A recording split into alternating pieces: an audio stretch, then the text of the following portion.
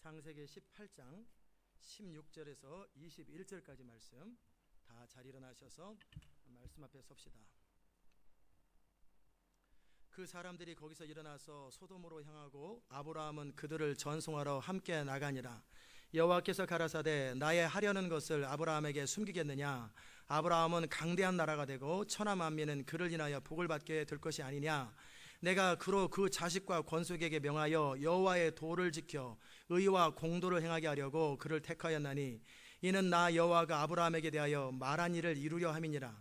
여호와께서 또 가라사대 소돔과 고모라에 대한 부르짖음이 크고 그 죄악이 심히 중하니 내가 이제 내려가서 그 모든 행한 것이 과연 내게 들린 부르짖음과 같은지 그렇지 않은지 내가 보고 알려 하노라. 아멘.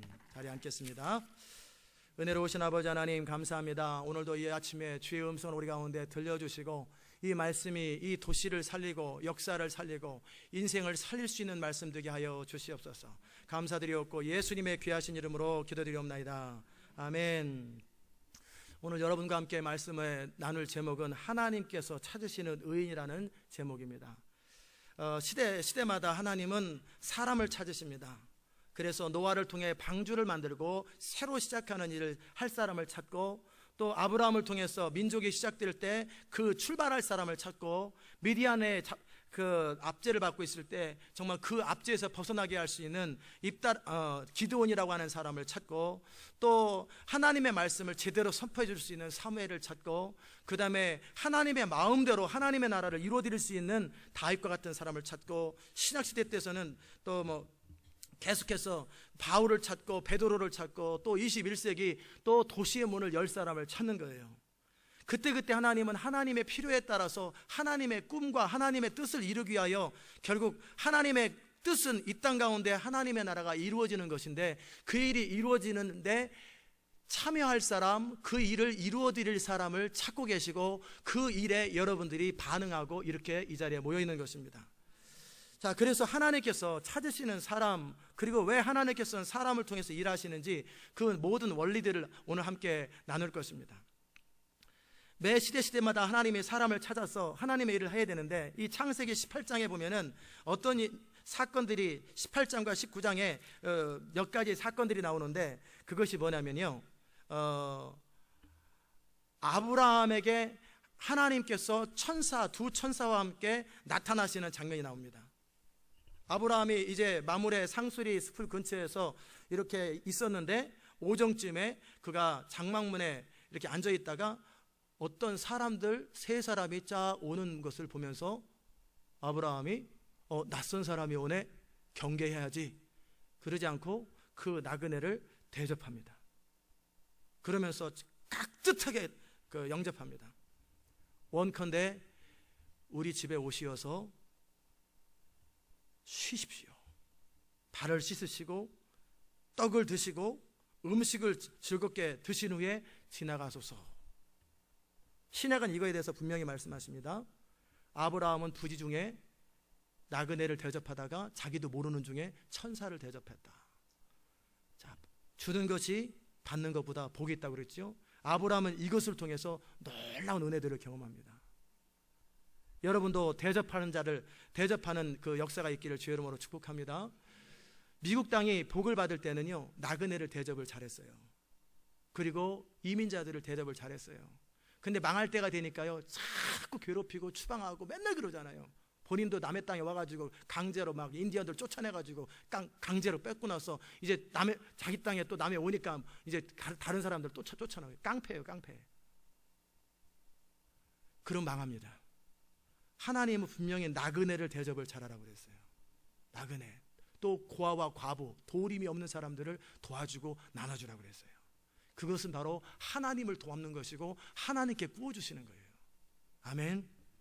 아브라함은 이 나그네를 대접하되 어떻게 대접하냐면 정성을 다해서 대접합니다.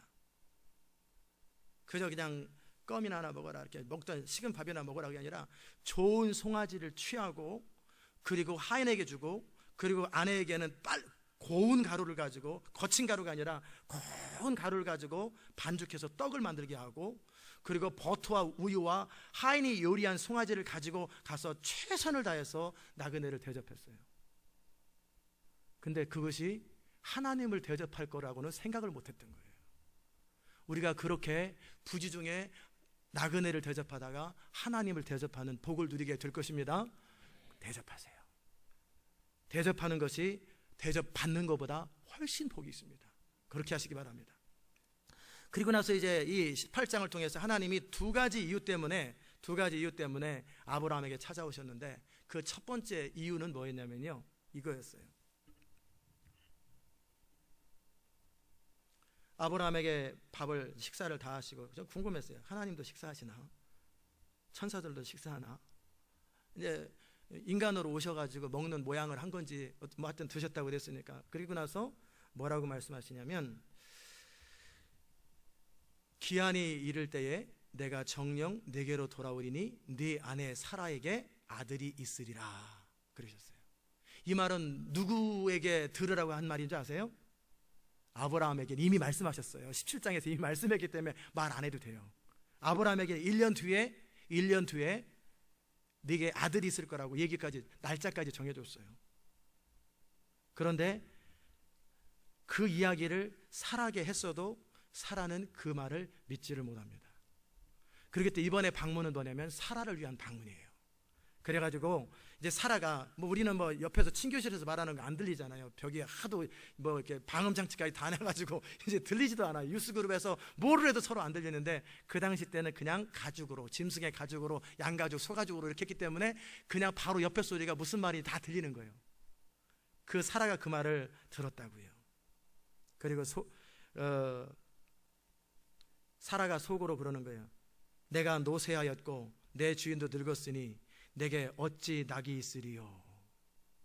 속으로 웃으면서, 왜? 들리니까, 옆에 사람 말이 들리니까. 그렇게 체념 반 푸념 반 그렇게 그냥 이렇게 했을 때 여호와께서 아브라함에게 말씀하십니다. 사라가 왜 웃으며 이르기를 내가 늙었거늘 어떻게 아들을 낳으리요 하느냐. 그리고 말씀하시기를 여호와께서 능치 못한 일이 있겠느냐. 기한이 이를 때 내가 내게로 돌아오리니 사라에게 아들이 있으리라. 그러니까 사라가 옆에 있다가 오메, 승인치 않아요. 두려워서 승인치 않는 거예요. 내가 웃지 않았습니다. 안 웃었어요. 남편 닮아가지고 거짓말도 잘해요. 겉으로 안 웃었다 그 말이잖아요. 겉으로. 속으로 웃은 것도 웃은 거죠. 그랬더니 하나님이 그러는 거예요. 웃었다 안 웃었다 지금 그 얘기를 하고 있는 거예요. 이게 무슨 사건입니까? 기억하십시오. 자연적인 질서, 그 말은 창조적 질서를 말하는 거예요. 창조적 질서를 따라 그 법칙이 운영될 때는 특별한 기도가 없어도 그냥 창조 질서대로 이루어집니다. 창조 질서를 따라 태양이 돌고 달이 뜨고 다 그러잖아요. 태양이 도는 게 아니라 태양이 떠오르고 달이 떠오르는 것은 우리가 기도 안 해도 그냥 떠오릅니다. 그리고 이 땅에 수많은 젊은 남녀들이 엄청나게 금식하고 기도 안 해도 애들 잘 낳고 삽니다. 낳지 말라고 그래도 막 낳고. 이거는 왜? 다 하나님께서 창조 질서 가운데 말씀하셨어요. 세욱하고 번성하여 땅에 충만하라. 그렇기 때문에 그냥 애를 낳으려고 하면 다 나아지는 거예요. 이게 다 나아지는 거예요. 그렇기 때문에 이 땅에서 기도 안 해도 애들이 잘 낳는 거예요. 그런데 문제는 뭐냐면 창조 질서를 따라 또 어떤 자연 질서를 따라 불가능한 상태가 있을 수 있단 말이에요. 그 말은 뭐냐면 불임의 상태라든지 남자나 여자나 어떤 가문이나 어떤 그 사람에게 어떤 병이 있거나 어떤 그 아이를 낳을 수 없는 그런 상태가 상태가 된 사람들은 몸의 상태가 창조 질서를 따라 역사할 수 없는 상태예요. 그러죠? 그리고 이거는 문제가 있는 그런 상태.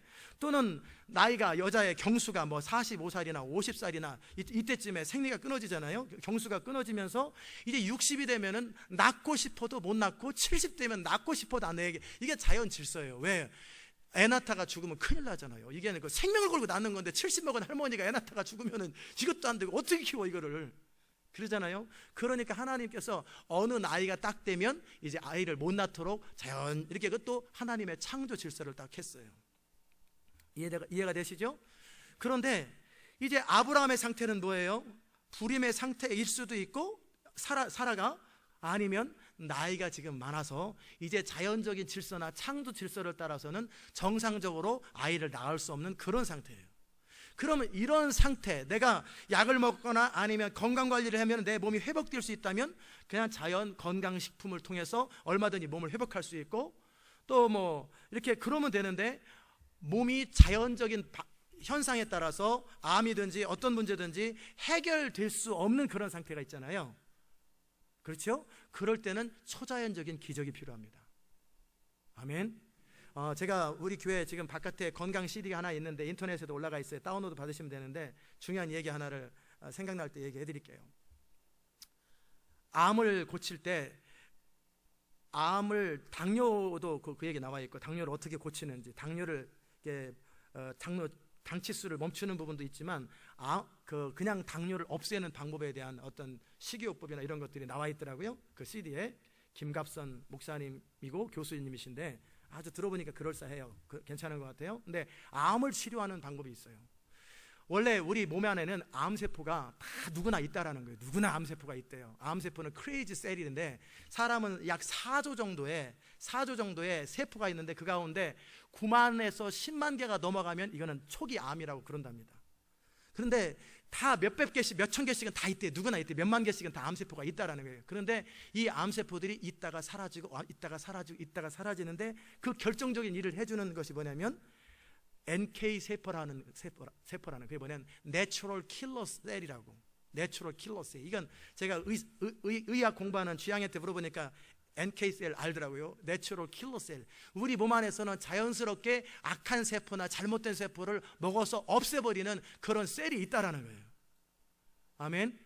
그런데 이 NK셀, 내추럴 킬러 셀이 작동되지 않기 때문에 암이 된다라는 거예요. 그러면 내추럴 킬러 셀이 어떻게 작동될까? 어떻게 마음껏 활성화될까? 우리 몸 안에 아드레날린이 분비될 때 더불어 그 셀이 활성화되는데, 아드레날린이 분비되는 조건이 뭐냐면 기뻐하고 즐거워하고 그리고 낙천적일 때, 그럴 때 발휘된다는 거예요. 그러니까 암 걸리는 사람들의 대부분 특징은 인생에 너무나 힘들고 고통스럽고 스트레스 받고 이런 것들이 너무 많기 때문에 기뻐할 일이 너무나 없었던 거예요. 스트레스가 너무 많았기 때문에 이 세포들이 정상적으로 작동을 못했던 거예요. 그런데 어떤 과학자가, 이제 넌 크리스찬 과학자가, 무신론자 과학자가 조사를 했는데, 종교 가운데 그러면 NK셀이, 내추럴 킬러 셀이 가장 작동을 많이 하는 종교가 어떤 종교가 딱 보니까 기독교들이에요. 기독교가 그러니까 암 걸릴 확률이 제일 적은 거예요. 근데 그 중에서도 불평하고 원망하는 사람 잘 걸릴 수 있고요. 누가 암 걸릴 확률이 제일 적으냐면요, 늘 아멘을 잘하고, 아멘을 잘하고 항상 기뻐하고 항상 즐거워하고 이런 사람들은 그 몸 안에서 아드레날린이 분비되면서 그 암세포들이 다 죽어버린다는 거예요.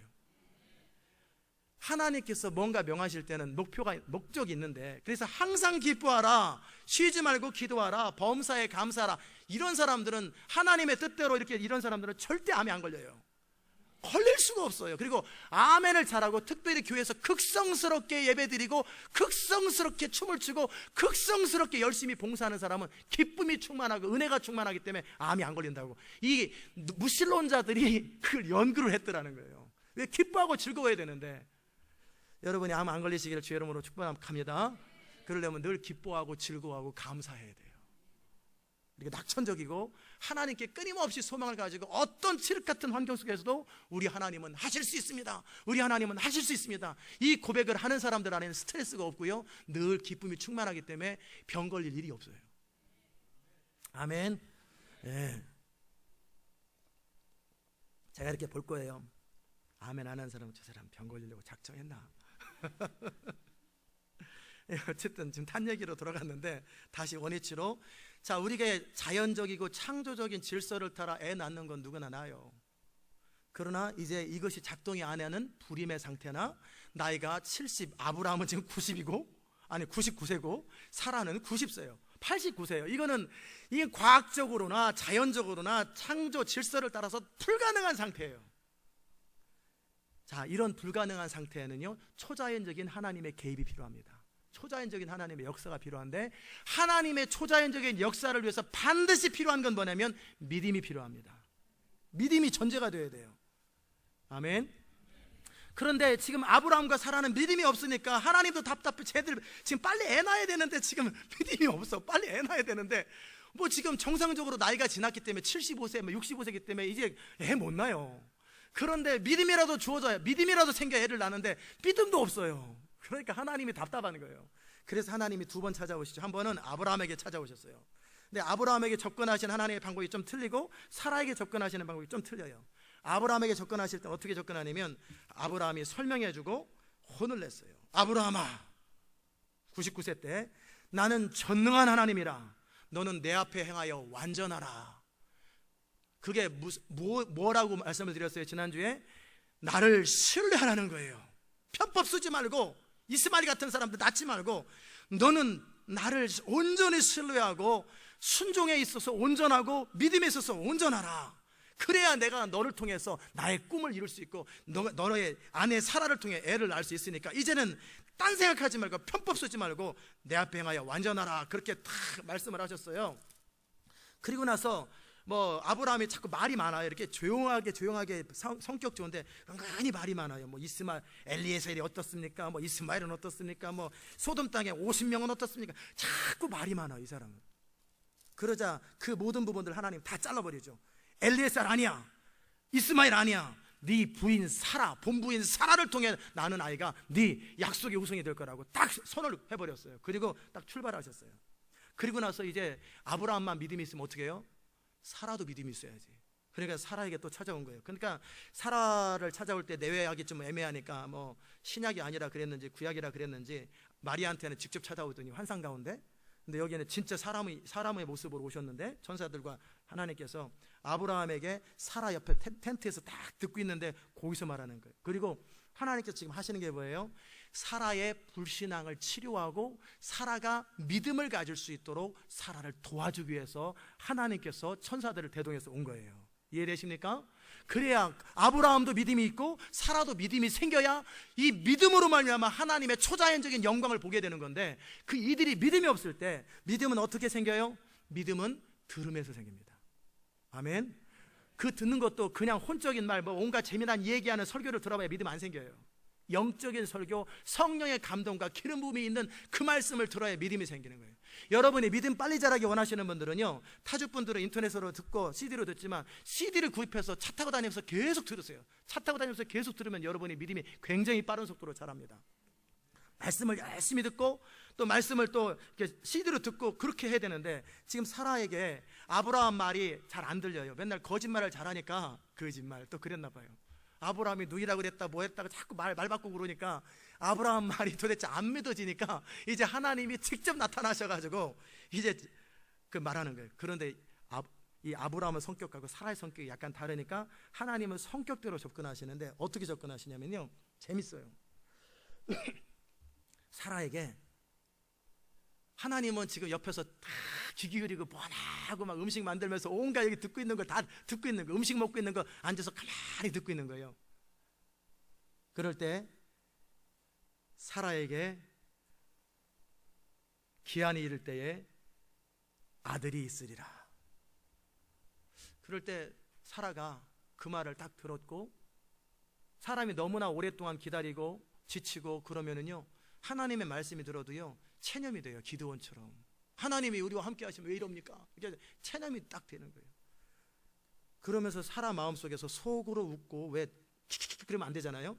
그러니까 속으로 웃고 나는 늙었고 내 주인도 늙었는데 어찌 내게 그런 즐거움이 있으리요.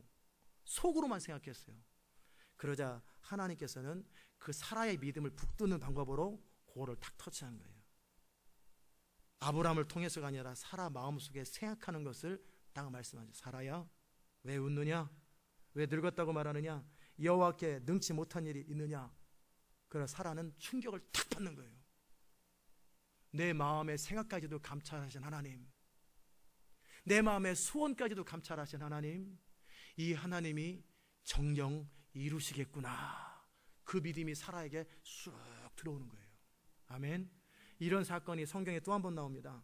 나다넬이라는 사람이 요한복음 3장에서 그 예수님의 다른 제자들이 와보라, 메시아, 우리가 기다리는 메시아 같은 사람이 있다. 근데 어디 출신인데 출신을 왜 물어봐? 한국 사람인가? 출신을 자꾸 물어봐요. 이스라엘과 한국은 성향이 비슷해요. 어디 출신이냐 물어보니까 나사렛에서 왔대. 에이, 나사렛에서 무슨 선한 것이 나겠느냐 라고 자기들끼리 했던 말이 있어요. 근데 하여튼 와보자. 그러니까 뭐 밑줄에 본전이니까 와봤어요. 어떤가 한번 보자. 그랬더니 예수님께서 뭐라고 그러셨냐면, 이스라엘에 참 선한 선생이 왔다. 뭐라고 그랬어요? 예, 제가 한 번에 딱 폈네요. 나다넬에게 뭐라고 왔냐면 2장에 요한복음 1장 47절에 보라, 이는 참 이스라엘 사람이라 그 속에 간사한 것이 없도다. 그러니까 나다넬이 듣기는 좋은 말인데 당신이 나를 어떻게 알고 그런 말을 하십니까? 그럴 적에 예수님께서 뭐라고 그러냐면, 빌립이 너를 부르기 전에 네가 무화과나무 아래에 있을 때 보았노라. 이게 무슨 말이에요? 이스라엘 백성들은요, 상수리나무 앞에서는 주로 우상 제사를 드리고 무화과나무 밑에서는 주로 기도하는 장소예요. 네가 무화과나무 앞에 기도하고 있을 때 빌립이 너한테 찾아간 것을 안다라는 거예요. 그러니까 자기가 무엇을 했는지가 딱 들킨 거예요. 그러니까 나다넬이 라비여, 당신은 하나님의 아들이시요 당신은 이스라엘의 임금이로소이다. 그러자 예수님께서 내가 너를 무화과나무 아래에서 봤다고 해서 나를 믿느냐? 이보다 더 큰 것을 보리라. 아멘. 이러고 나니까 나다넬의 인생이 확 체인지돼 버렸어요. 그리고 바로 제자로 따라다니기 시작하는 거예요. 이 모든 것을 아시는 분은 메시아임에 틀림이 없다. 저도 그런 경험이 한 번 있어요. 이 말씀은 제가 의도적으로 드리는 말씀입니다. 한 9년 전인가 그때쯤에 교회를 개척하고 한 1년 안 됐을 때 거실에서 새벽 기도 때 이렇게 아침에 기도를 했어요. 하나님, 주의 능력과 기름 부음과, 그때는 기름 부음을 잘 몰랐으니까 뭔 말인지, 주의 능력과 권능을 제게 부어 주시옵소서. 그랬더니 주의 음성이 딱 들리더라고요. 어떻게 해주랴? 네가 손을 얹고 기도할 때 권능이 임하도록 해주랴? 손을 들고 기도할 때 권능이 임하도록 해주랴? 그럴 때 제가 뭐라고 그랬냐면, 저는 손을 얹고 기도하는 것보다는 손을 뻗쳐서 기도할 때, 손을 들고 찬양 가운데 막 선포하잖아요. 기도할 때 권능이 임하기를 바랍니다. 제가 그랬단 말이에요. 그 이유는 두 가지 때문에 그랬어요. 하나는 뭐냐면, 손을 얹고 기도하면 사람들은 제가 고쳤는 줄 알고 또 저를 통해서만 이루어지는 줄 알고 항상 저를 찾아올 거라고요. 그럼 할 일도 많고, 그 다음에 그 일일이 하는 것도 보통 일이 아니고, 그리고 또 그렇지만 영광이 하나님께로 온전히 돌아가지 않아요. 그렇기 때문에 집회 가운데 손을 얹고 기도할 때 그냥 자연스럽게 권능이 임하면 어떻게 해요? 하나님이 하셨습니다 라고 그들은 고백할 수 있기 때문에, 그렇기 때문에 뭐 하는 거예요? 제가 그랬어요. 두 번째는 뭐냐면요, 그 전에 1년 됐을 때였나 보네요. 1년 됐을 때 송구영신 예배 끝나고 기도를 해주는데, 그때 300명을 기도해 줬어요. 300명을. 얼마나 허리가 아프든지 밤 12시, 1시에 끝나가지고 새벽 5시까지 기도했어요. 그때 얼마나 한 4시간을 허리도 못 펴고 기도하는 너무 힘들어서, 만약에 내가 1000명을 기도하고 10,000명을 기도하면 죽어나겠어. 그러느니 한 번에 기도하는 게 낫겠다. 제가 그 모든 것을 계산하고 손을 얹지 않고 손을 들고 기도할 때 하나님이 역사하기를 바랍니다. 그러니까 여러분이 인터넷에서 예배를 드려도 아무 상관없어요. 제가 강대상에서 제가 특별히 어떤 카메라는 앞으로 이제 카메라 전문가가 올 텐데, 손을 얹고 강력하게 선포할 때는 반드시 손과 제 모습을 비춰줘야 돼요. 그래가지고 정말 그 손을 얹고 선포하며 기도할 때 권능이 임한다고 그랬거든요. 저는 이런 생각을 하고 있었는데, 이 말씀을 듣고 있었는데, 저에게 예언했던 어떤 분이 이 예언을 하는데 참 신기했어요. 목사님께서 꼭 손을 올리지 않아도 손을 들고 뻗쳐 기도할 때 하나님의 권능이 임하는 것을 봅니다. 그 말이 예언, 제가 가르쳐 준 것도 아닌데 그 똑같은 말을 그대로 제가 듣는 순간에 두 가지가 생겼어요. 이 예언자는 진짜구나. 두 번째는 하나님이 내게 말씀하신 것이 진짜로구나. 그러니까 굳이 뭐 저에게 찾아와서 안수 받으려고 애쓸 필요 없어요. 집회 가운데 제가 강력하게 성령에 사로잡혀서 선포할 때 그때 대부분의 기적들이 그때 일어납니다. 그러니까 자, 어쨌든 사라에게 나타나는 것처럼 그렇게 사라 마음속에서 속으로 생각하는 것을 딱 터치하면서 하나님은 사라에게 믿음을 불러일으키신 거예요. 그리고 아브라함에게 믿음 불러일으키고 사라에게 믿음 불러일으킨 다음에 그 다음에 드디어 아이를 갖게 되는 거죠. 자, 이해됐습니까?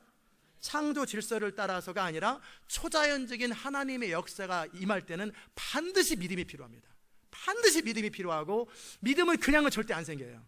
반드시 말씀을 듣고 성경을 읽고 믿음으로 순종하고 말씀을 듣고 계속 하나님의 말씀이 선포되고 들려지는 과정 속에 믿음이 자라기 때문에 그 현장에 자꾸 참여할 때 나도 모르게 믿음이 생기는 거예요. 그러면 주님이 그 믿음을 통해 일하십니다. 아멘. 두 번째 하나님이 찾아오신 목적은 뭐였냐면요, 이제 중요한 어떤 게 있었어요. 그리고 나서 이제 그 사람들이, 이제 하나님과 천사들이 이제 딱 나가는 거예요. 이제 사라에게 볼 일을 딱 끝났단 말이에요. 그리고 나갈 때 아브라함은 전송하러 나갑니다. 그런데 하나님께서 연극을 기가 막히게 잘하세요.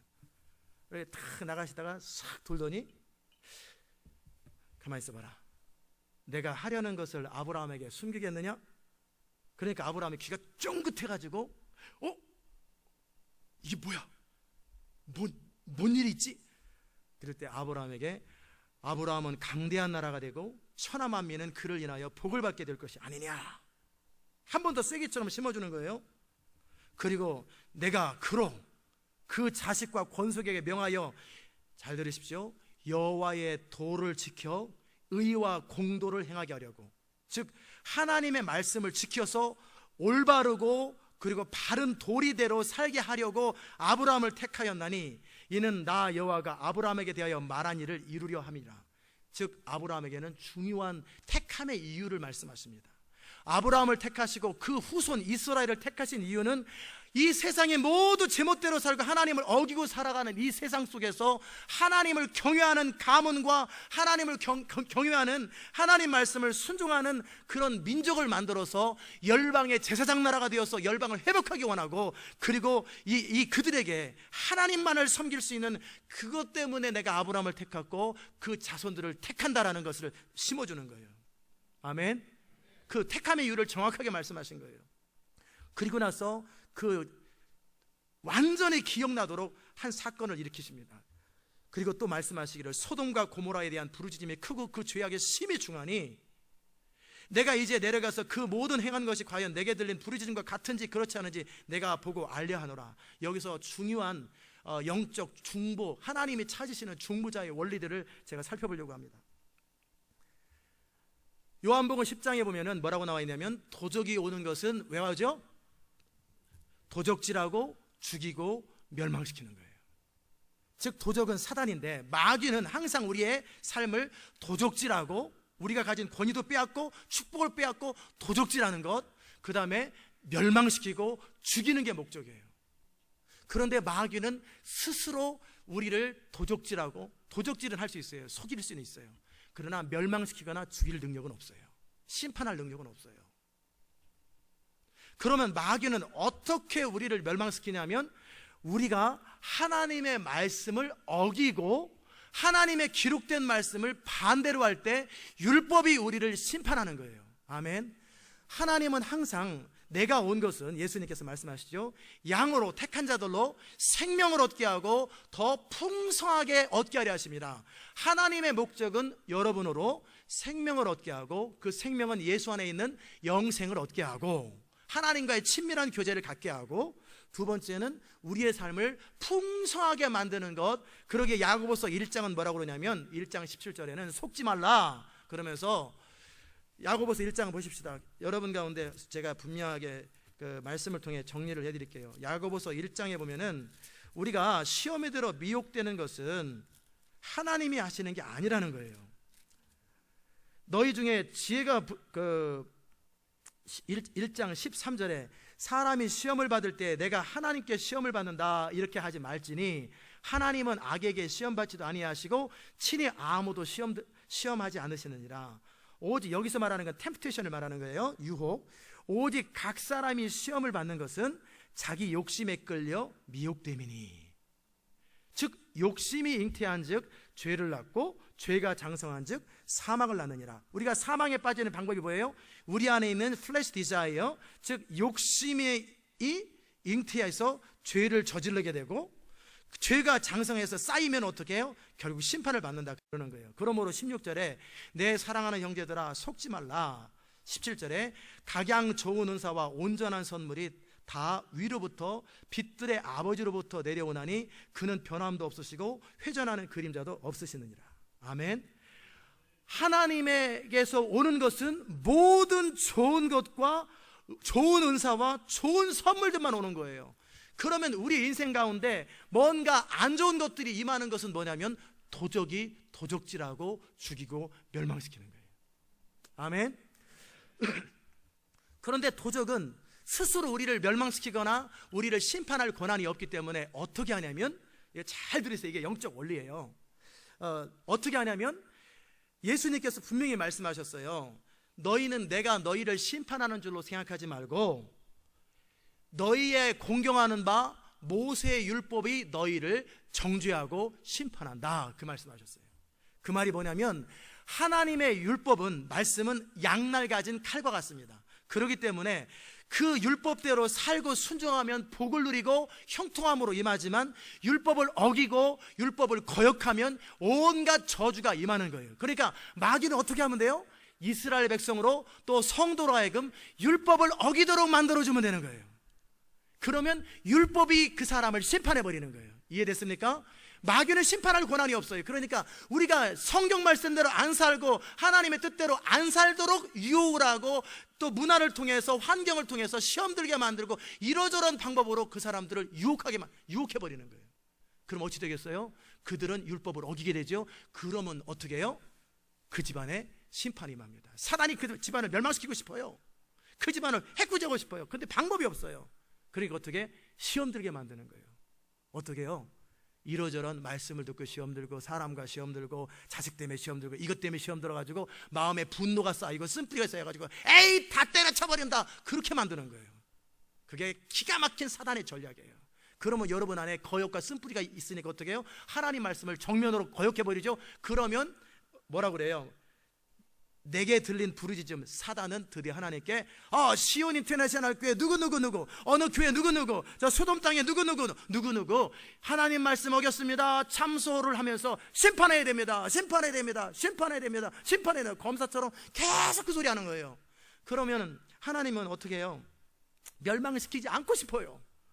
하나님은 아무도 멸망시키지 않고 모두가 다 구원받기 원하는데, 그런데 어떻게 해요? 이미 율법을 저질렀단 말이에요. 율법을 어겼단 말이에요. 그러니까 어떻게 해요? 꼼짝없이 당하게 생긴 거예요. 이해됐습니까? 그게 바로 마귀의 전략이에요. 그게 성경에서 그 민수기에 보면은 23장 그 이하에 보면은 그 이제 이스라엘 백성들이 이집트를 쳤어요. 그리고 큰 재앙을 통해서 이집트에서 나오고 홍해를 가르고 막 승승장구해서 나오니까 모압 그 롯의 후손이죠. 그 롯의 딸들의 후손인데 모압과 암몬인데 그 가운데 모압 왕의 왕이 누구냐면 발락, 리역이면 락자입니다. 발락이라는 사람이 도대체 이거는 인간의 방법으로는 못 이긴다, 저 나라를. 왜냐면 이집트는 그 당시 때 세계 최강인데 이집트를 한 번에 끝내버렸는데,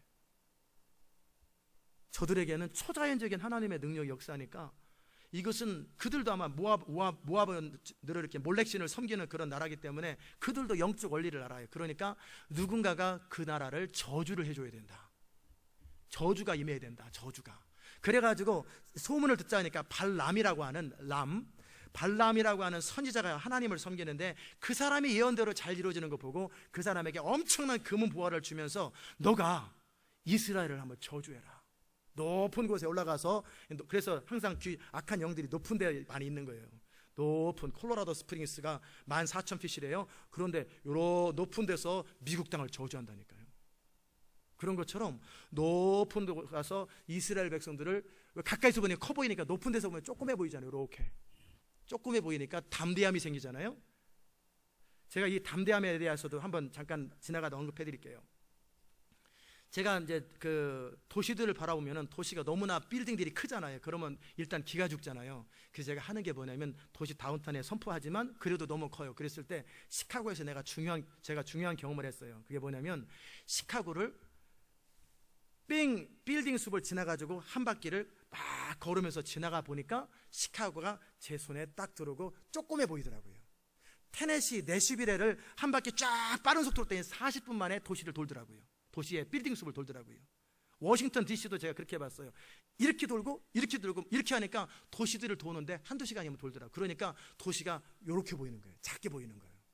그 시카고 빌딩이 얼마나 우람해요. 이번에도 12월 말에 로스앤젤레스도 제가 이렇게 한 바퀴 뺑 돌을 생각이에요. 그래가지고 별것도 아니라는 것을 제 마음속에서 그들은 메뚜기와 같다라고 그렇게 보이도록 우리 하나님은 위대하시다라는 그 믿음이 세워져야 되는데 너무나 도시가 커 보이잖아요. 그렇기 때문에 제가 하는 방법인데 그 발락이 했던 거지. 높은 곳에 올라가니까 이스라엘 백성들이 조그만 무리처럼 보이니까 그냥 쟤네들 한번 저주하는 거예요. 저주 한번 해봐, 저주. 그러면 큰 상급 줄게.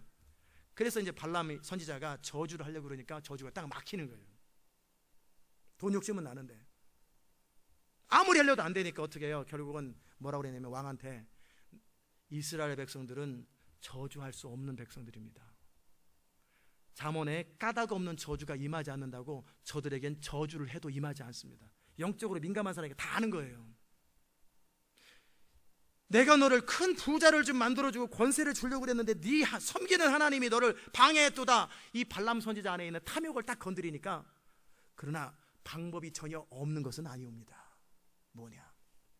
저주는 통하지 않는데 그들을 저주할 방법이 있습니다. 뭐냐?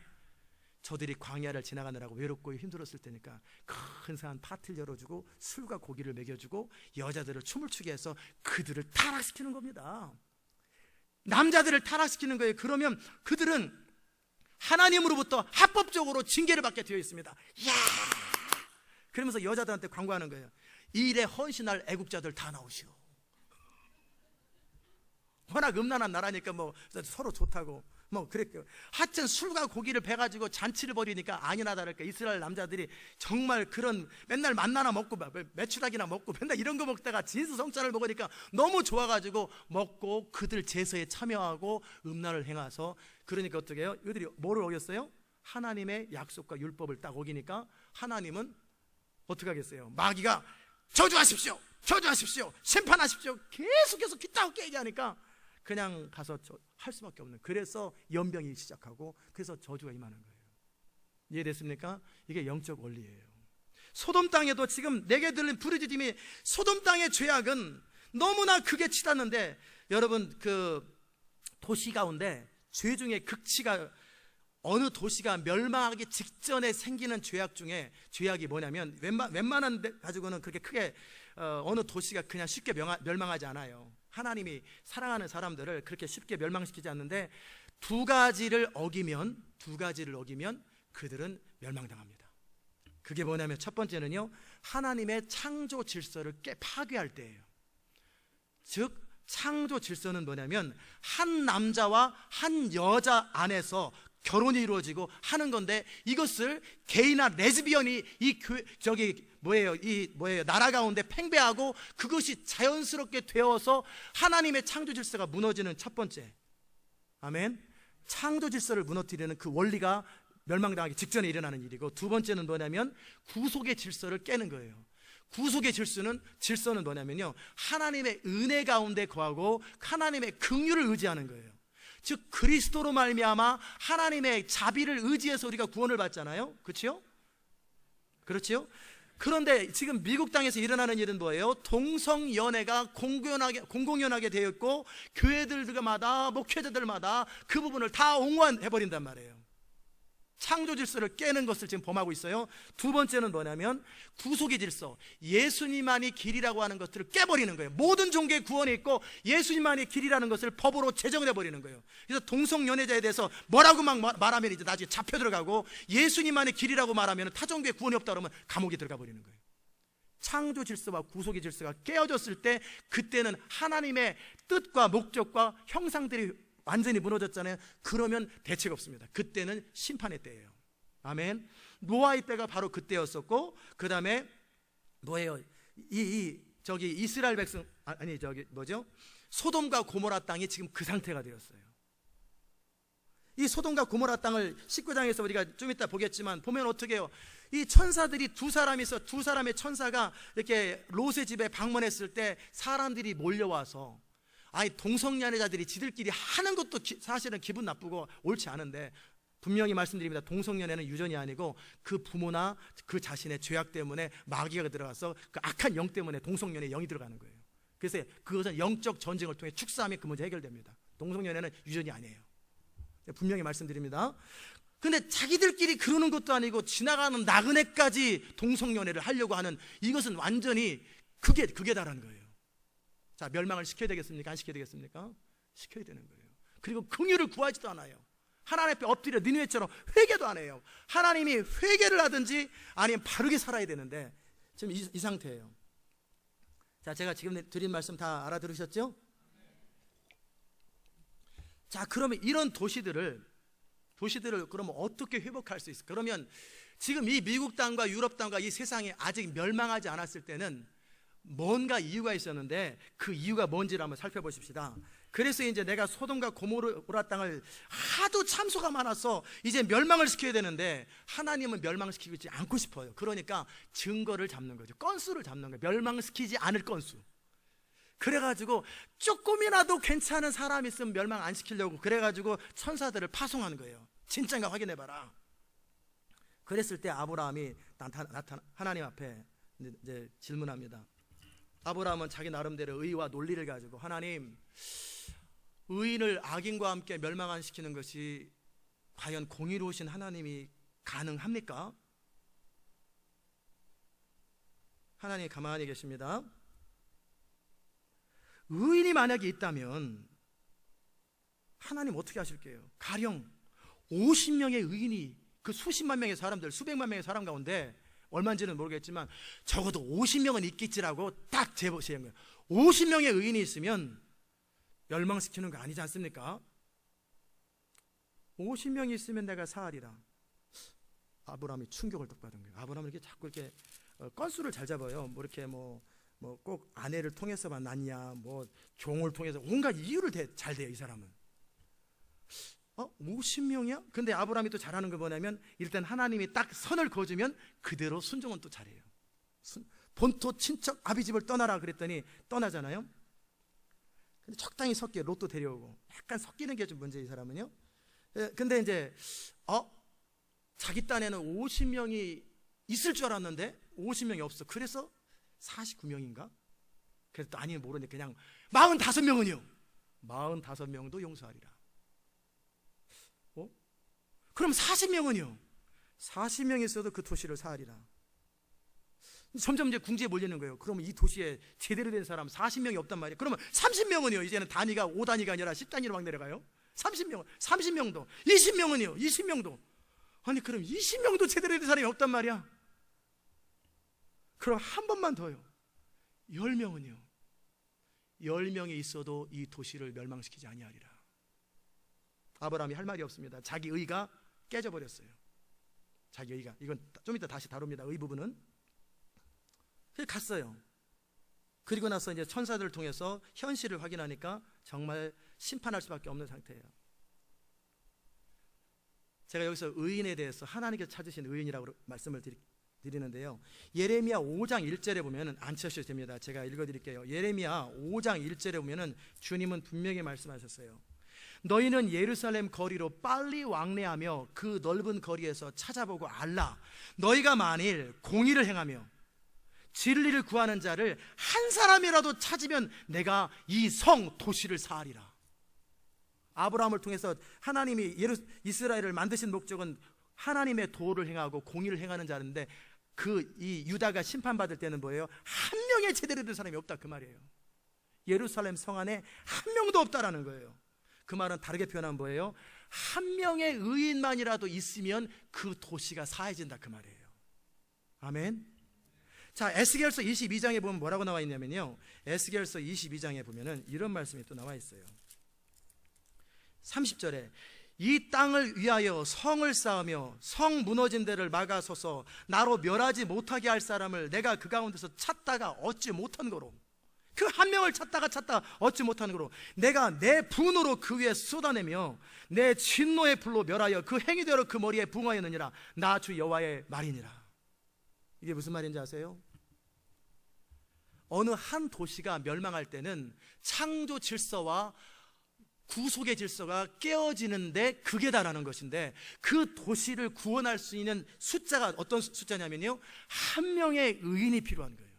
그 한 명의 의인이 그 도시를 놓고 기도하고 그 도시를 위해서 회개하고 그 도시에 무너진 곳에 딱 서서 하나님 앞에 중보기도하면 그 도시가 사해진다, 그 말이에요. 아멘. 얼마나 하나님의 긍휼이에요. 정말 하나님은 그 한 사람만이더라도 제대된 사람만 있으면 그 도시를 사하겠다라는데, 도시가 멸망할 때는 어떻다는 거예요? 그 한 명이 없다, 그 말이에요. 한 명이 없다, 그 말이에요. 그런데 그 한 명이 어떤 사람이어야 되나? 롯은 있어도 별로 소용이 없어요, 롯은.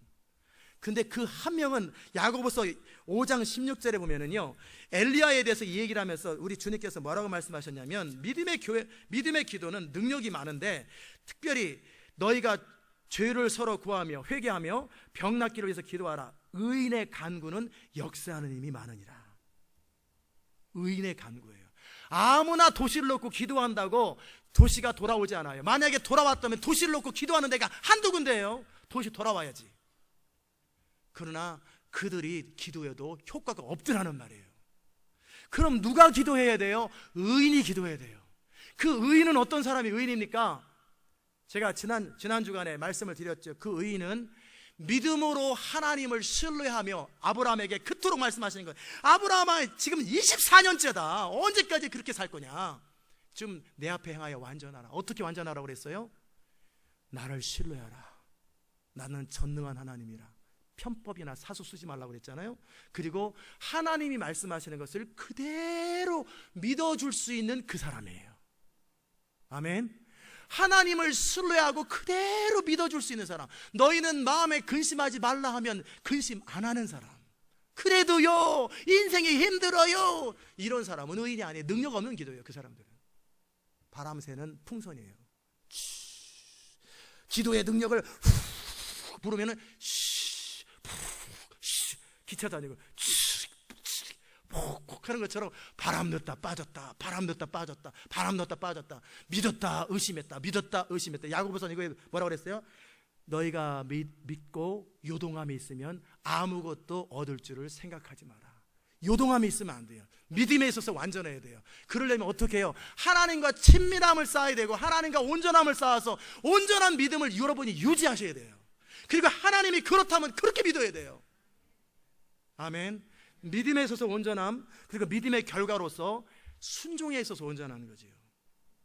주님이 말씀하시면 네 그렇습니다, 주님이 말씀하시면 네 그렇습니다, 그렇게 믿고 순종하는 그 사람이 도시 가운데 한 명이 있으면 그 도시는 용서가 되고 그 도시는 회복됩니다. 아멘. 지금 미국뿐만 아니라 지금 유럽은 더 심각해졌어요. 유럽은 더 심각해졌고, 이제는 정말 기독교가 거의 1%도 안 된다고 그래요. 유럽이 선교지예요, 선교지. 자, 이 전 세계가 지금 하나님을 대적하는 이때, 하나님은 하나님 나라를 바라보면서 하나님은 위대한 약속을 하셨어요. 아브라함에게 약속하신 것처럼 내가 말세에, 말일에 내 신을 만민에게 부어줄 것이다. 그리고 그들은 굳이 돌아와라 복음 전하고 설교하고 막 울부짖고 빵 사주고 밥 사주지 않아도 그들은 스스로 돌아올 것이다. 그들의 굳은 마음을 부드럽게 하실 것이고 그들의 강팍한 마음을 내가 부드럽게 할 거예요. 왜? 하나님의 은혜가 부어지면 사람들은 다 바뀌게 됐어요. 여러분의 남편, 여러분의 아내, 여러분의 자녀, 누구 책임이냐면 바로 여러분 책임이에요. 그들의 마음에 성령이 임하도록 해주면 그들은 변화되게 돼 있어요. 괜히 엄한 남편이나 애들이나 아내를 탓하지 마세요. 내가 의인이 못돼서 능력이 없는 기도를 하고 있는 거예요. 아멘. 그렇기 때문에 그 결렬된 그 깨어진 틈 안에서 정말 여러분이 온전히 믿고 순종하면 여러분의 부모도 주께로 돌아오고 자녀도 돌아오고 그 하나님의 신을 부어준단 말이에요. 아멘. 하나님께서 그 도시의 견고한지는 뭐예요? 하나님의 뜻을 대적하면서 높아지고 자기 멋대로 살고 자기 생각대로 사는 사람들의 이것들을 쳐버리는 방법으로 그 모든 불순종하는 것을 해결하기 위해서 하나님은 고린도후서 10장에서 뭐라고 말씀하셨냐면요, 이렇게 말씀하셨어요.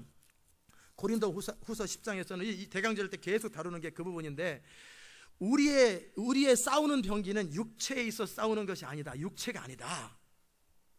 그럼 뭐냐? 뭐 갖고 총칼로 싸우는 게 아니라, 힘으로 싸우는 게 아니라, 매스컴의 능력으로 싸우는 게 아니라는 거예요.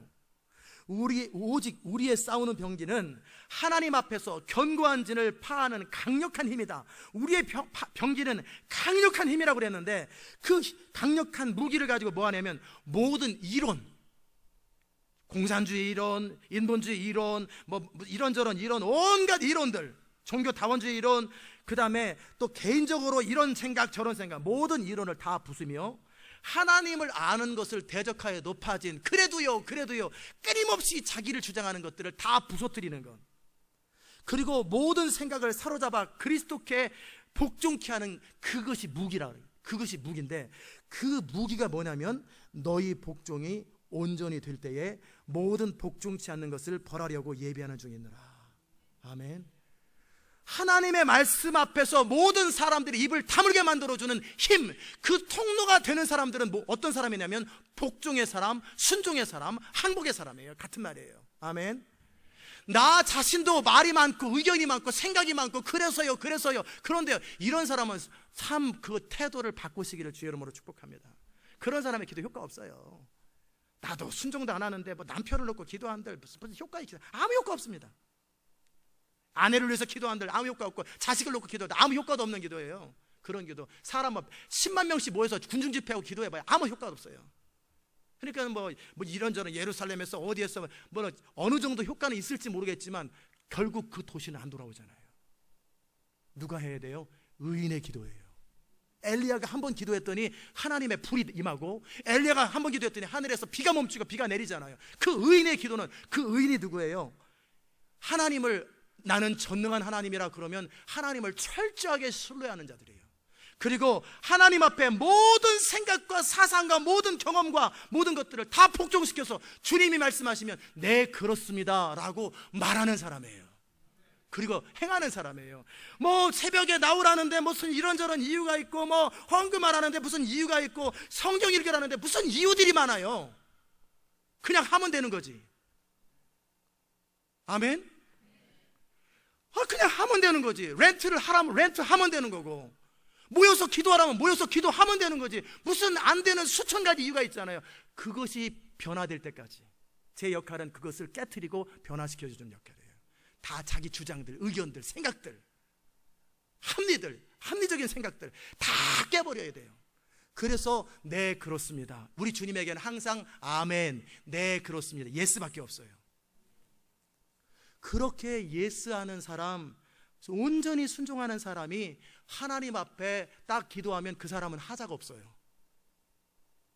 더더욱이 그리스도 안에 거할 때 우리의 공로 되시는 예수님의 십자가와 그분의 율법 완성을 의로 삼고, 그리고 믿음으로 말미암아 온전히 신뢰하고 온전히 성령의 이끄심 앞에 순종하는 그 한 사람이 도시를 향해서 기도하고 어떤 사람을 놓고 딱 기도할 때요, 사단이 그 사람을 참수하려고 해도 할 게 없어요. 그러면 하나님은 인간의 기도를 통해서 일하시잖아요. 인간이 기도할 때 하나님은 합법적으로 일하고, 하나님의 소원, 아무도 멸망치 않기를 원하는 그 하나님의 소원이 현실화되고, 그 땅에 어떻게 해요? 하나님의 성령이 강력하게 부어집니다. 성령이 강력하게 부어지고, 그리고 나서 그 땅에 부흥이 시작되고, 그리고 그 땅에 사람들이 주께로 돌아오는 거예요. 이 마지막 시대 때 아직 멸망당하지 않았잖아요, 이 세상이. 그러면 아직은 가능성이 있는 거예요. 둘 중에 하나 가능성이 있어요. 첫 번째는 뭐냐면 아직 동성연애가 극에 달하거나, 그 다음에 예수님만이 길이라는 것을 극에 달하는 이 창조 질서와 구속의 질서를 극에 달하게 심판할 수밖에 없는 상태가 되지 않았든지, 아니면 아직 기회가 있든지, 아니면 누군가가 의인의 가능성이 있거나 의인인 사람이 있더라는 거예요. 그래서 아직 멸망하지 않는 거예요. 이해됩니까? 그런데 어느 타이밍이 딱 지나고 나면요, 어떤 일이 생기냐면요, 에스겔 14장 14절에 분명히 하나님 말씀하셨어요. 이스라엘을 향해서 심판을 딱 선포를 하셨는데요, 하나님께서 이제는 돌이킬 수 없다라는 거예요. 이제 이스라엘 백성들을 향해서 완전히 심판을 선포했는데, 가령 내가 칼로 그 땅에 임하고 명하기를 칼아 이 땅에 통행하라 하여 사람과 짐승을 거기서 끊는다 하자, 비록 이 세 사람 노아, 다니엘, 욥이 거기 있다 할지라도 나의 삶을 두고 맹세하노니 그들은 자녀도 못 건지고 자기 생명만 건진다고 그랬어요. 자기 의로 자기만 구원한다고 그랬어요. 그게 무슨 말입니까? 의인의 기도가 역사할 때는 아직은 가능성 있을 때예요. 아직 죄악이 팽배해가지고 더 이상 하나님으로 봐이금 사단이 합법적으로 이제는 99도에서 100도 되면 물이 끓는 것처럼 이제는 삐 소리가 타임아웃 됐어요. 이 타임아웃이 딱 되면은 그 다음에는 이제 회복이 안 되는 거예요. 아멘. 이스라엘이 바벨론의 포로로 잡혀갔을 때는 삐 그렇게 타임아웃이 끝났고, 그러니까 예레미야는 기도하지 못하게, 에스겔을 또 기도하지 못하게 하잖아요. 이제는 끝났다. 너의 기도가 의미가 없다. 죄악이 완전히 찼다. 그러므로 그들은 70년 동안 종살이를 통해서 고통을 당하고 모세를 통해 선포한 모든 율법의 저주들이 다 임하는 것을 경험하고 나서야 내가 은혜로 그들을 구원할 거라. 그들의 기도가 의미가 없어요. 왜요? 타임아웃 됐기 때문에. 경기도 타임아웃 되면은 그때 가가지고 내가 열심히 하려고 그랬는데 소용없다니까요. 그 경기 시간 내에 그 경기를 해주는 거예요. 아멘. 아직 하나님의 심판이 이제 이르기 바로 직전이라도 괜찮으니까 아직 그 타임이 남아있을 때, 기회가 있을 때 그 중보기도자를 찾고 그 중보자들을 통해서 도시들이 회복되는 거예요. 아멘. 그 중보자들은 누구예요? 믿음의 사람이요, 그 중보자들은 순종의 사람이라는 거예요. 그래서 이 교회 가운데 각 도시에서 그런 사람을 모집해서 그 도시를 구원하는데, 아까 우리가 나눈 것처럼 정말 무슨 숫자가 아무 상관없어요. 하나님은 실제 각 도시에서 한 명이면 돼요. 한 명. 그런데 왜 제가 두 명, 세 명을 얘기합니까? 한 명은 잘 못 써요. 엘리야도 혼자 섰는데 도망가 버리잖아요. 한 명은 약하기 때문에 돕는 자 한 명에서 두 명을 붙여주는 거예요. 그래서 함께 힘을 발휘하도록. 아멘.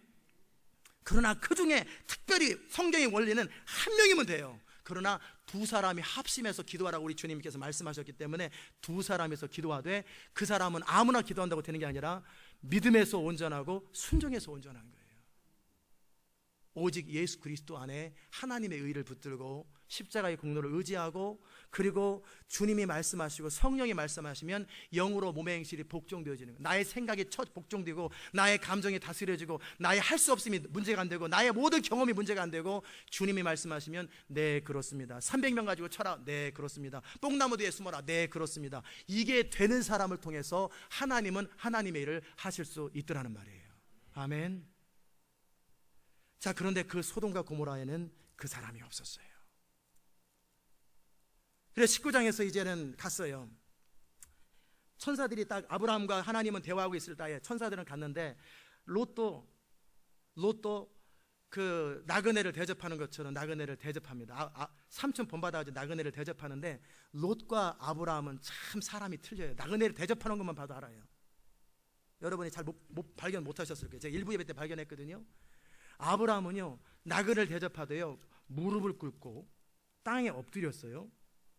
그리고 그거는 똑같아요. 그리고 기름지고 좋은 송아지를 취하고, 그리고 고운 가루를 세스알을 가져다가 최고의 음식으로 대접을 했어요. 정성을 다해서. 근데 롯은 뭐 했어요? 이게 본질은 아니지만 그냥 식탁을 베풀고 맛도 없는 무교병을 갖다 부어서 먹으라고. 아무 맛도 없는 무교병을 그냥 드시라고. 자기나 먹지. 손인배질 이렇게 하는 거예요. 롯 안에 있는 것들은 뭐냐면 탐욕이에요. 탐욕. 아브라함은 소돔과 고모라 전쟁 위에 하나님을 선택하며 믿음을 선택했다면, 롯은 뭐를 해요? 요단 땅을, 눈에 보이는 것을 선택하더니 손님대접도 그 빵 한 쪼리가 딱 갖다 주고, 물도 안 줘요. 이 사람은 참 영향력도 없고 참 힘도 없고, 참 롯처럼 되지 마시기 바랍니다. 그래서 이제 롯의 집에 왔는데, 아까 나눴던 것처럼 사람들이 지들끼리 동성애를 하는 것도 사실은 못마땅한데 이 지나가는 나그네까지 겁탈하려고 온 거예요. 그러니까 롯 하는 말 좀 보세요. 참 롯은 진짜 안타까워요. 인생도 안타깝고. 아니, 자기 두 딸을, 남자를 가까이 아니한 그것도 전 안 믿어져요. 자기만 모를 뿐이지 그 딸이 무슨 딸이 나중에 아버지 겁탈하는 딸인데 잘 안 믿어져요. 근데 롯은 자기만 속는 거예요. 자기만 의로운 줄 알고. 그래가지고 나그네 대접하는 것처럼 두 딸을 가지고 겁탈하라고 주는 거예요. 세상에 이런 아버지가 어디 있어요? 그렇잖아요. 무슨 이런 아버지가 다 있어. 이런 아버지가. 그리고 니네 마음대로 해라 그러는 거예요. 자기 생각에 사로잡혔어. 그랬더니 이 사람들이 우리는 여자를 원치 않아, 남자를 원해. 남자들이 와서 그러는 거예요. 그러면서 이것이 건방지게 와서 우리를 가르치려고 그래. 너부터 내가 그 혼을 낼 거다. 그랬을 때 천사들이 롯을 안고 들어오면서 그들의 눈을 어둡게 하죠. 그리고 나서 분명히 말합니다. 빨리 네게 속한 자들을 빨리빨리 소집해서 빨리 이 성에서 떠나가라. 그랬더니 이제 그 롯이 나가서 그 딸들과 정혼한 사위에게 말해가지고 여호와께서 이 성을 멸하실 테니 빨리 일어나서 이 성을 떠나자 그랬더니 그 사위가 예 아버님 알겠습니다. 노아의 자손들은 며느리들은 방주를 열심히 짓는데 이 롯의 식구들은 어떻게 해요? 농담으로 여겼더라. 에이 농담하지 마세요. You are kidding. 얼마나 아버지가 말하는데 농담이니까 딸들도 무시하고 사위도 무시하고 이 롯의 집안은 아주 부인도 무시하고 다 무시해요. 롯은 외로운 사람이에요. 탐욕이 많은 사람은 외로워집니다. 욕심이 많은 사람은 외로워져요. 롯은 욕심이 많으니까요.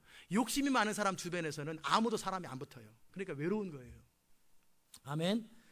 그러니까 이제 사위들은 안 들어온다고 그래요. 그러니까 이 동틀 때가 되니까 빨리 해야 된다. 그러니까 천사가 롯을 재촉해서 아내와 두 딸들을 이끌어. 그랬더니 롯이 또 지체야. 왜 지체할 것 같아요? 금은보화 가져가려고. 제 생각이 그래요. 또 지체하고 자꾸 그러니까 막 어거지로 끄집어내가지고 막 이제는 저 산으로 가라. 그리고 절대 돌아보지 말고 들에 머물지 마라. 그랬더니 롯이 뭐라 그러냐면 그 순간에 또 머리 굴려요. 기왕 은혜 베풀려면 저 산은 도망가기도 멀고 그러니까 저 소활성 하나를 저한테 남겨주시면 제가 성에 살면 안 될까요? 그 순간에 살궁이 또 하는 거예요. 하여튼 롯은 생활 능력이 강해. 하여튼 탐욕도 많고 욕심도 많고 그 멸망하는 순간에서도 그 순간에 잔머리를 굴려요. 성 좀 그래가지고 그것도 허락한다. 그래가지고 그 소활성에 딱 들어갈 때 해가 돋음과 동시에 하늘에서 유황비가 쏟아지고 불을 비같이 쏟아져가지고 완전히 멸망돼 버렸어요.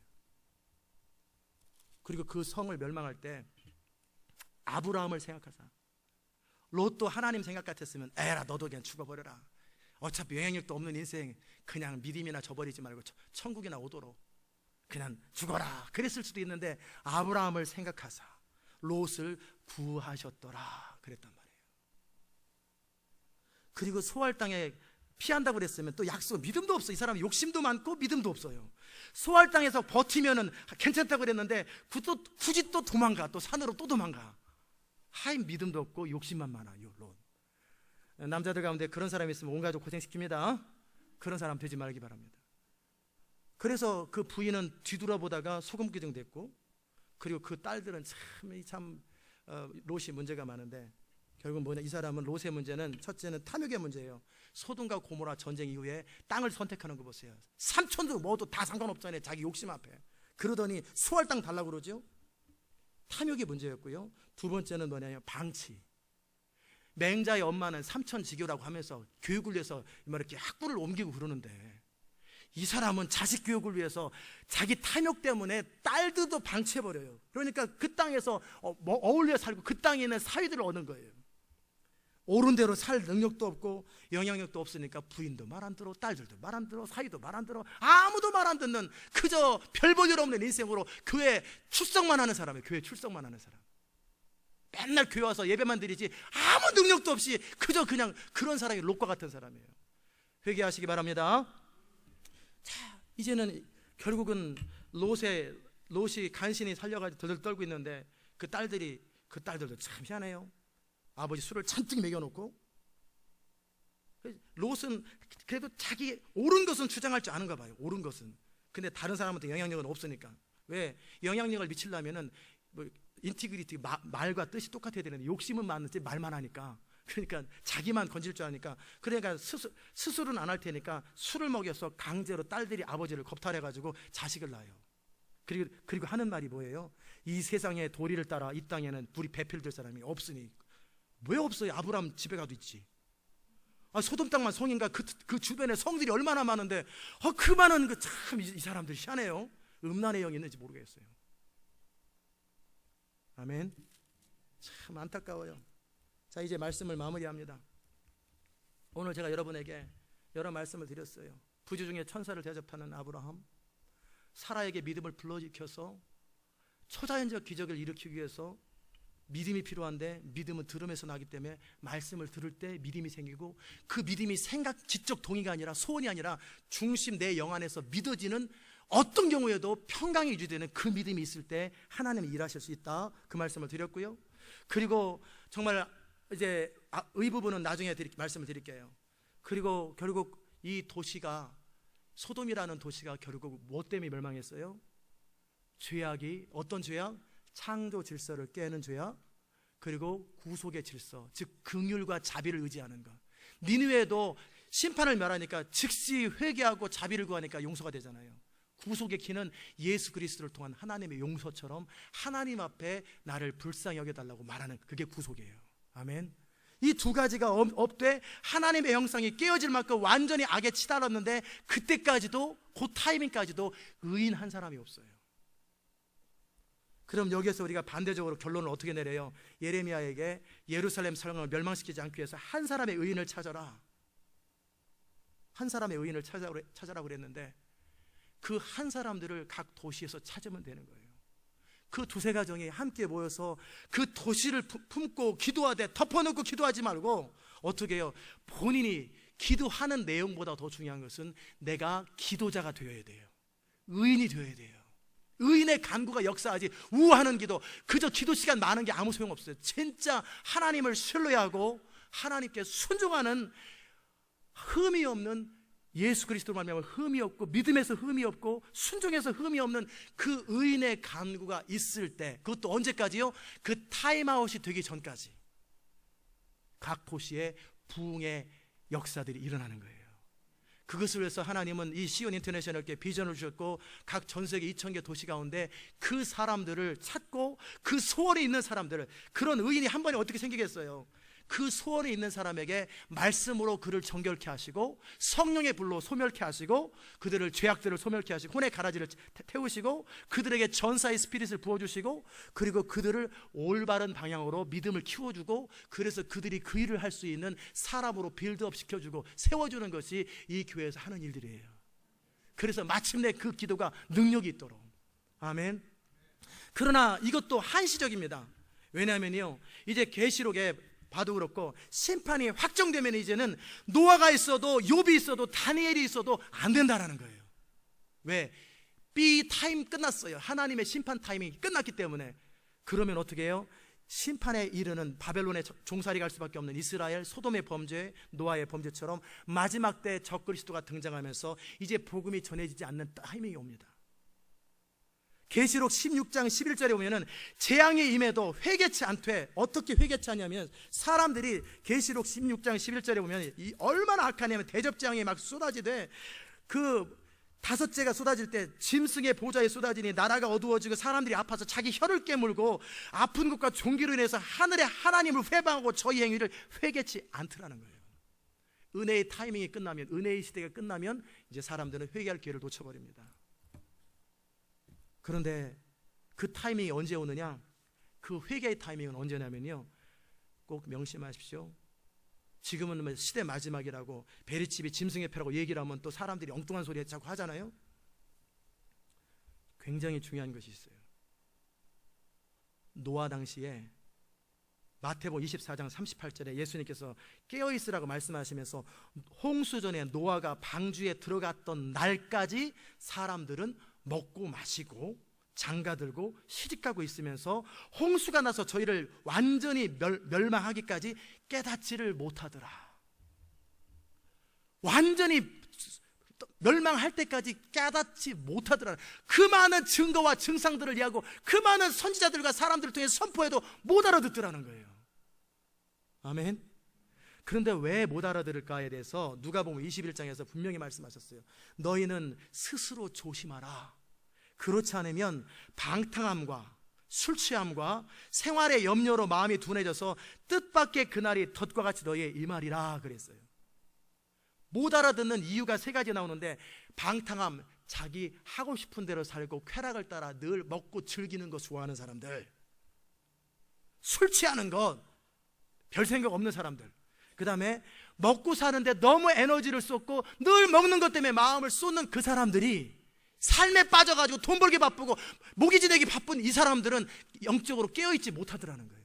방탕함, 제멋대로 사는 것, 술 취함, 그 다음에 생활의 염려가 우리 마음을 둔하게 만들더라는 거예요.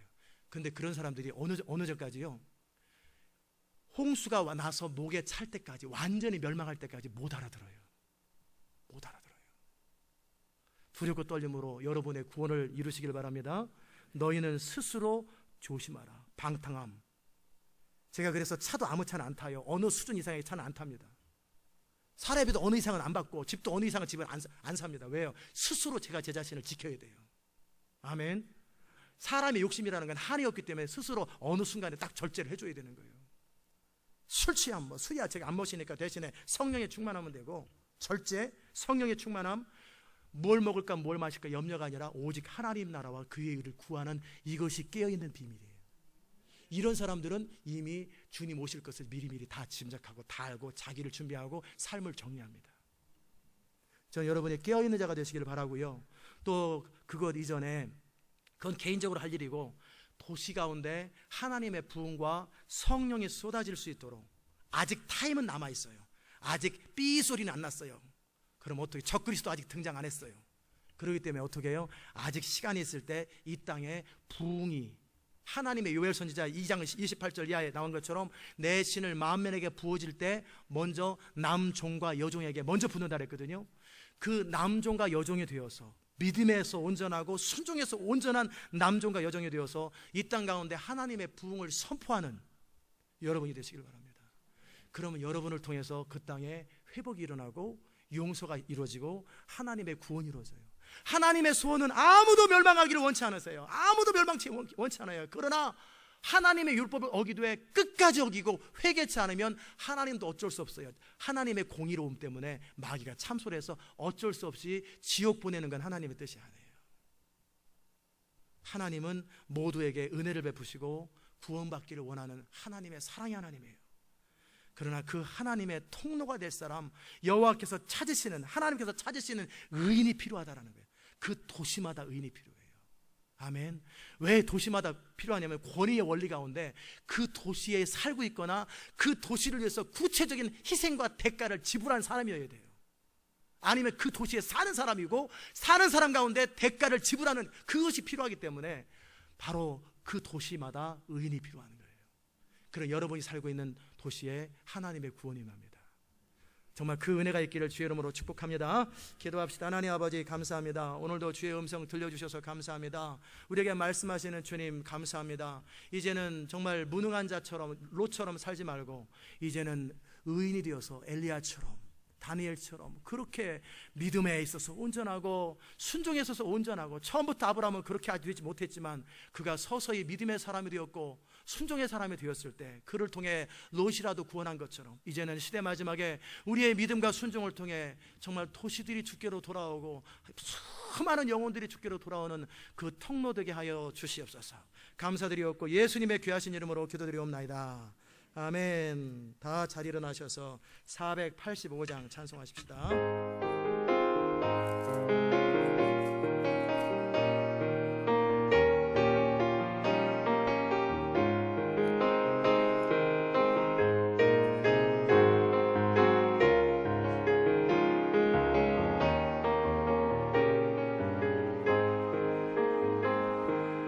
어두운 데는 밝히사 진리를 보게 하소서.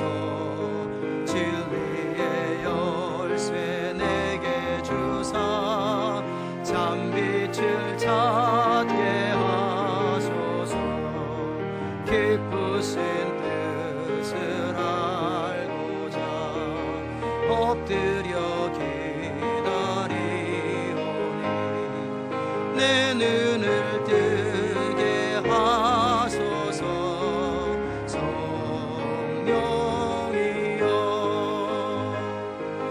막혀진 내 귀 여시사 주님의 귀한 음성을 이 귀로 밝히 들을 때에 내 기쁨 한량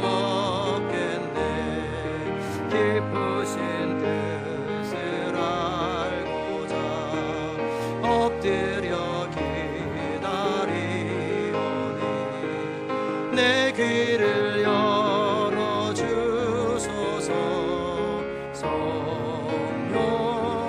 성령이여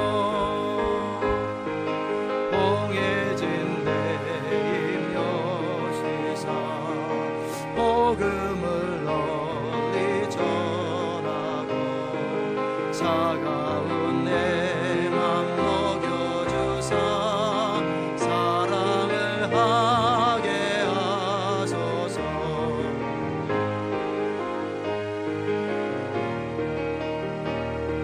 엎드려 기다리오니 내 입을 열어주소서. 성령이여 기쁘신 뜻을 알고자 기쁘신 뜻을 알고자 엎드려 기다리오니 내 입을 열어주소서. 성령이여. 아멘. 이 시간 기도합시다. 얼마나 답답한 일이에요. 그 도시에 한 명의 파수꾼이 없어서 그 도시가 멸망할 때 하나님은 분노하신다고 그랬어요. 분노. 그 한 사람을 찾고자 하는데 이렇게 악하냐, 이렇게 헌신 안 하냐, 이렇게 희생 안 하냐. 너희들은 교회를 뭐하러 다니냐. 각 도시마다 왜 교회가 없어요? 너희들은 교회를 무슨 욕구로 교회를 다니냐. 그 도시를 책임지도 못할 겁니다. 그게 얼마나 악한지 몰라. 이기적이고 자기밖에 모르고 기복신앙. 이 시간 우리 한번 기도하십시다. 하나님, 뺀질뺀질거리고 말하면 듣지도 않고 이 내 안에 있는 이 혼의 가라지들, 쓴뿌리들 쳐서 복종시켜 주십소서. 그래서 온전히 순종하게 하시옵소서. 온전히 순종하고 온전히 신뢰하여서 하나님이 사용하실 수 있는 사람, 하나님이 쓸 수 있는 사람 되게 해달라고 우리 같이 한번 통성으로 기도하십시다. 은혜로우신 아버지 하나님 감사합니다. 우리가 정말 이제는 하나님의 사람 되게 하소서. 그 한 사람만 있으면 수십만 명, 수백만 명의 사람들이 멸망당하지 않는데 그 한 사람이 없어서 이 애틀란타에 교회가 얼마나 많습니까? 수천 개 교회가 있는데 수십만 명의 사람들이 있는데 성도들이 각 도시에 교회가 얼마나 많고 얼마나 많은데 그 땅에 부흥이 맞지 않고 그 땅에 용서가 되지 않는데 하나님, 우리가 그 일에 파수꾼이 되기 원합니다. 나는 부족하고 연약하지만 예수의 공로를 의지하며 믿음으로 순종할 때 우리는 주님은 우리를 의롭다 하시고 그 의인의 간구를 통해 주님이 역사하신다 했사오니 우리가 우리의 것을 털어내는 것이 아니라 우리는 가진 것도 없고 잘한 것도 없지만 오직 주의 말씀에 의지하고 성령을 따라 살아가므로 우리가 의인이 되어서 의인의 역사하는 힘, 간구를 올려드릴 수 있도록 주님의 은혜 베풀어 주시옵소서. 이 시대 마지막 하나님의 부흥의 통로가 되는 것은 어느 날 부흥이 그냥 임하는 게 아니라 어느 날 능력이 나한테 임하는 게 아니라 우리가 의인이 되어야 되고 우리가 믿음의 사람이 되고 순종의 사람이 될 때만 주님은 우리를 통해 그 일을 하실 수 있사오니 우리가 믿음의 사람, 순종의 사람 되어서 하나님의 통로가 되고 이 땅을 회복하며 하나님의 구원을 이 땅 가운데 선포할 수 있는 아름다운 사람, 영광의 사람 될 수 있도록 주님 은혜 베풀어 주시옵소서. 우리를 불쌍히 여겨주시고 우리를 사용하여 주시고 우리 안에 모든 하나님을 대적하여 높아진 우리의 생각들, 경험들, 혼의 가라지들을 먼저 정결하게 하소서. 주의 말씀으로 성령의 불로 우리를 소멸시켜 주시고 우리를 온전케 하사 우리의 영이, 우리의 혼이 온전케 하소서. 그리하면 하나님의 통로 되게 하시고 하나님의 온전한 사람 될 수 있도록 주님 은혜를 도하여 주시옵소서. 주님을 인하여 감사하고 예수님의 귀하신 이름으로 기도드리옵나이다. 아멘.